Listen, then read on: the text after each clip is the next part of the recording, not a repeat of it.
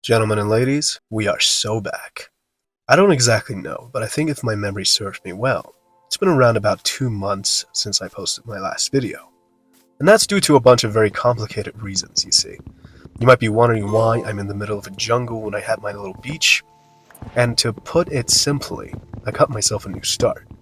And I really mean new start. Fresh world, new platform, new videos, new everything.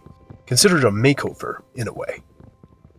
Now, I was on Java from my very first video up until my last one before this, and I recently switched over to Bedrock because why not?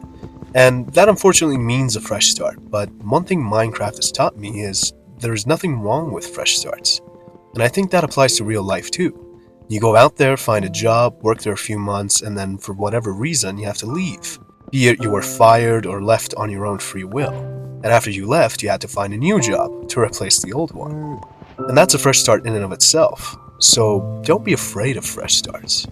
Because maybe your fresh start will bring you the capacity to grow far more than you ever did in the previous circumstance. Moving on, it currently takes a miracle to post these videos. With the situations going on around the world, I'm not entirely unaffected, and things are difficult even for me, the one who pretends everything is okay. So don't take these videos for granted. We are out here grinding, and your support means a lot to me. So after ages of not playing, I got into recording straight away, and you'll see my rusty gameplay soon enough, and I apologize for it. But the gameplay isn't the only thing you're here for, so don't worry. I wanted to cherish the simple moments you face in Minecraft when you start fresh. Be it mining for coal, getting stone tools, and so on. They might be boring, but those are the things that forge your world. If you didn't go mining for coal, you wouldn't get iron tools. If you didn't get iron tools, you wouldn't get diamonds, not to mention without wood, not even stone tools are possible to obtain. Just like in real life, sure, daily tasks and chores are boring, but they make you who you are, and without them, you certainly wouldn't be what you are today. Now then, you might be wondering why I made the switch from Java to Bedrock. There it is, as I was saying. So yeah, what I was saying is, some people wouldn't really care if I switched from Java to Bedrock, some people would care too much, and some people are just here to see Minecraft, so it doesn't really matter what version.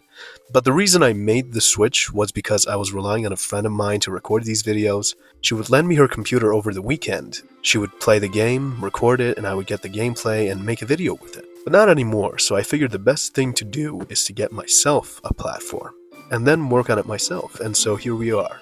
Anyhow, this seems like a pretty deep cave, and I do apologize for the pitch black screen, but you'll start seeing soon enough, don't worry.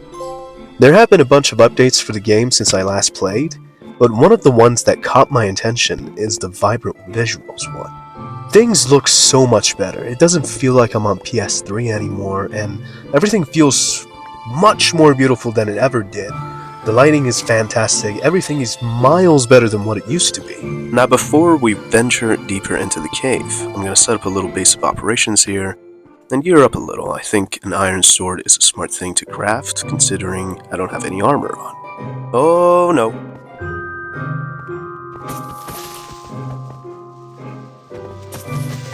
Okay, that went better than I expected, but I'm not prepared for an ambush whatsoever.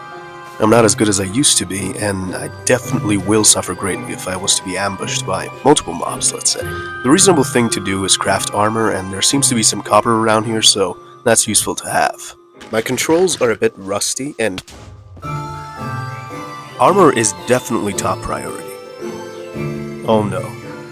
I don't know if you can see it, but there's a skeleton up ahead lurking in the dark, and I have 2.5 hearts, so it would be wise to avoid conflict at this time. Now, even though it's just copper, a full set will make a difference. The only thing I didn't think about was bringing food, which was a big mistake, and I'm living to regret it as of right now, but we'll get through. Man, every time I look down there, I feel creeped out, so the armor was a good choice. I think my best bet is to craft an iron sword, because if I can kill things faster, they can deal less damage to me, which means I probably will survive a lot longer. And I feel a lot safer now, considering the fact that I do a decent amount of damage with this sword, so it was a good call. Something tells me that it was a pretty bad idea walking into this cave, But what's the worst that can happen?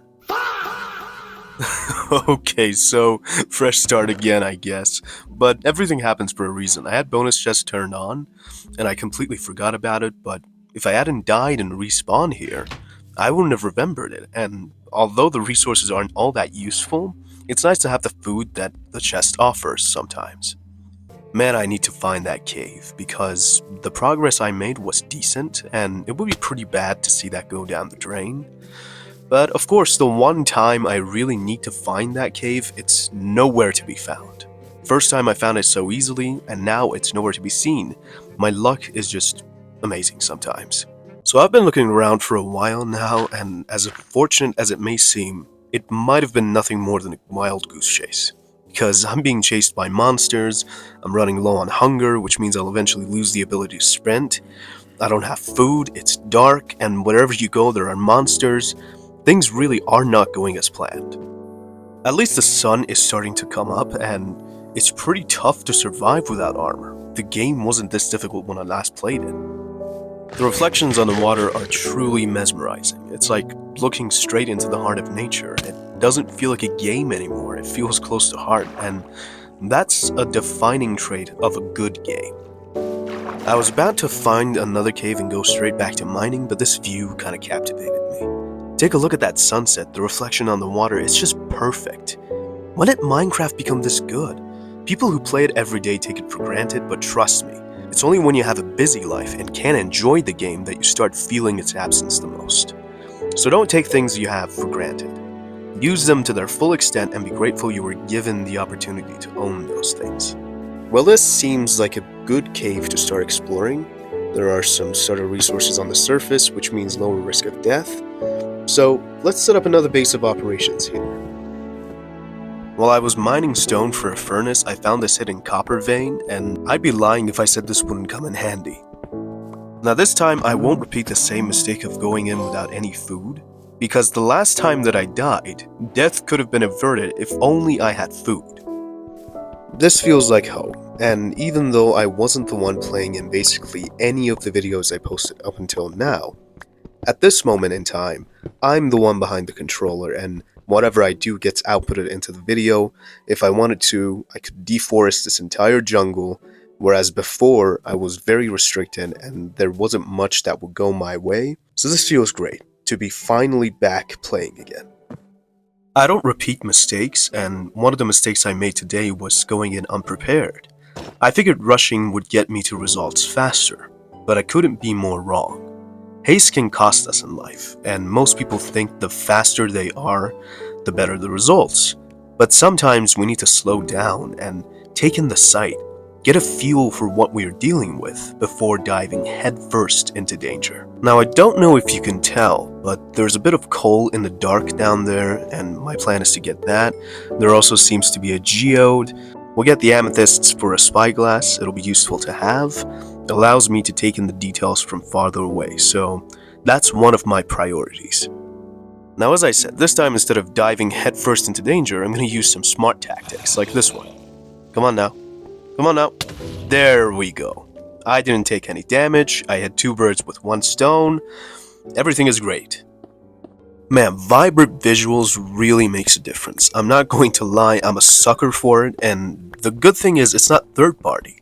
It's straight from the game itself, which means it's fully optimized and so on.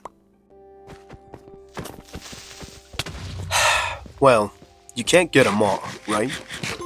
Now something else that came to mind that would be interesting to do is chasing the platinum. Now instead of dropping everything and going for every single trophy, I'm going to take things slow and play with the pace, let nature take its course and so on. Because I like to take things slow. I don't sprint around and sweat like an absolute tryhard.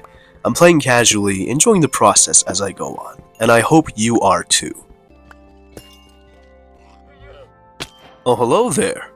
I was wondering where that llama came from. Let's see what you have. Well, same as usual, I guess. Nothing too interesting. Anyhow, this is what I came for. Now, I think 1 should be enough, but just in case I'm going to grab this one as well, because why the hell not? Okay, so by the looks of things, this cave goes on. I thought we reached the end, but apparently not. I was wrong. It was fun, having the reins in my hands again. I didn't accomplish much today, but I think even the slightest amount of progress counts towards success. And so long as you believe that, you don't need to worry whatsoever. I've seen a lot of things, in this world and the real one.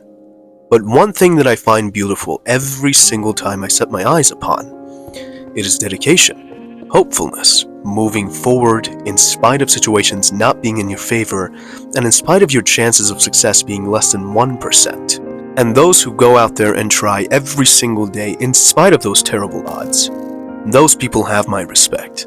And I've always tried to be one of them. You might think, why try if your chance of success isn't 1%? Would it be better to have the 1% chance of succeeding or a 100% chance of failing? Because if you don't, you're taking the 100% chance at failing. And even if your chances of victory are small, try, because you get closer even if by an inch, and after you tried, you'd be ahead of what you were before you did. So go out there, gentlemen and ladies. I believe in all of you, and I'm rooting for you. I pray with every fiber of my being that you make it, be it school or work or anything else. Once again, we have reached the end, fine souls of the internet. We will be back with more videos, and this was just an introduction to a new age on the channel, and more are on the way. But for now, I want to thank you for being here since the start. I bid you farewell.